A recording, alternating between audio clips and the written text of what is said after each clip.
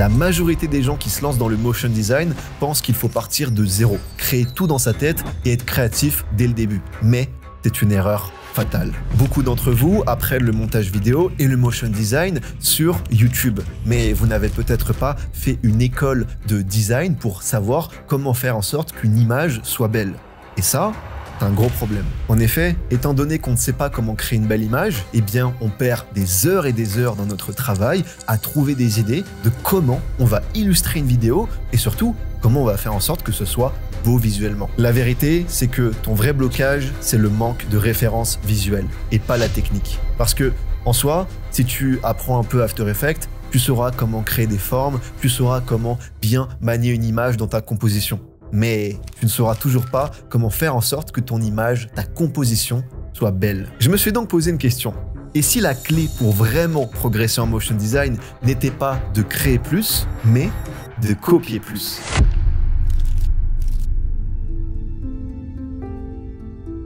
Les bons artistes copient, les grands artistes volent. C'est exactement ce que vous devez faire. Devenez des voleurs pour apporter de la valeur. Ce que vous devez comprendre, c'est que les meilleurs ne partent jamais de zéro. Vous devez travailler intelligemment pour faire mieux en moins de temps. Et concrètement, pour appliquer ce principe dans le motion design, j'applique une méthode depuis quelques années. Comme je vous l'ai expliqué, votre blocage ne provient pas de la technique, mais des idées, de comment vous allez illustrer une vidéo. J'ai alors décidé de répertorier dans mon ordinateur un dossier qui répertorie les différentes images qui sont issues des vidéos YouTube que j'apprécie. Par exemple, j'ai un dossier qui s'appelle Iman Gadzhi dans lequel j'ai répertorié plein d'images qui proviennent des vidéos de sa chaîne dans lesquelles il y a du motion design. Et d'ailleurs, je vous ai bien dit que ce sont des images et pas des extraits de vidéos. La raison est simple, c'est que, encore une fois, comme je vous l'ai dit, la problématique n'est pas de comment animer, mais de comment designer, de comment trouver des idées à chaque fois qu'on est face à une personne qui parle de quelque chose. Ce que je vous invite alors à faire, c'est à votre tour aller sur des chaînes YouTube qui incorporent du motion design et de faire des screenshots pour justement avoir plein d'images de références que vous allez mettre dans votre dossier avec des noms qui sont bien répertoriés pour ensuite, à chaque fois, avoir des références visuelles, avoir des idées instantanément. C'est primordial de le faire si vous souhaitez enfin gagner du temps dans votre processus de travail. Parce que au lieu de prendre des heures à trouver une idée de comment vous allez illustrer des propos, de comment vous allez utiliser telle police d'écriture, quelle couleur, là, il n'y a pas besoin. Vous allez simplement regarder une image et vous allez avoir une inspiration qui va venir en 2 secondes. Et ça, c'est exactement ce qui m'a permis de gagner 10 fois plus de temps dans mon travail. Cependant, 99% d'entre vous ne vont pas respecter ce que je viens de dire. Pourquoi ? Parce que vous avez un ego surdimensionné. En effet, vous avez créé votre répertoire d'inspiration, vous commencez à vous inspirer sur vos screenshots, et puis là, vous vous rendez compte d'une chose, c'est que vous n'avez pas envie de faire comme les autres. Vous voulez créer quelque chose d'unique. Et c'est là que le drame commence.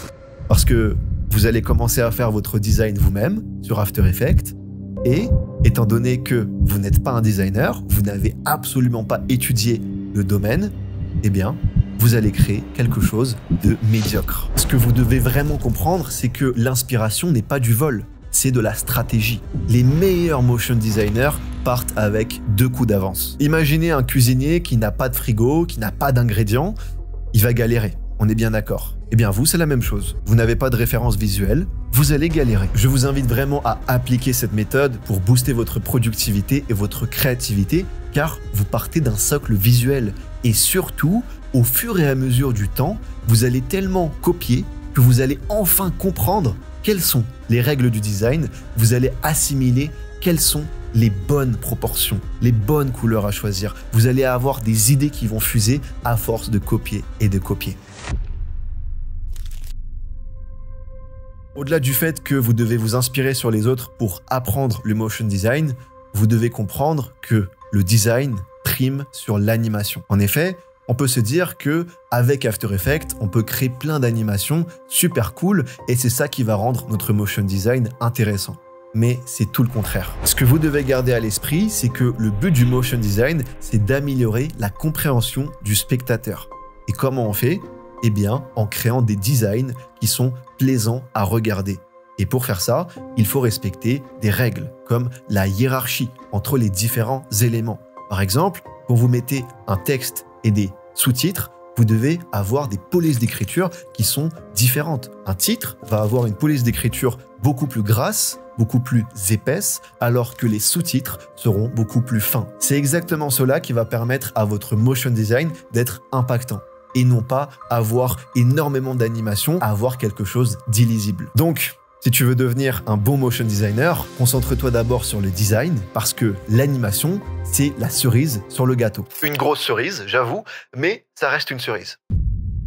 Et d'ailleurs, si tu souhaites aller plus loin avec un vrai protocole pour apprendre le motion design et une communauté avec laquelle tu vas pouvoir interagir et poser toutes tes questions, je t'invite à cliquer dans le lien en description. Merci à vous de m'avoir écouté et on se retrouve à la prochaine vidéo.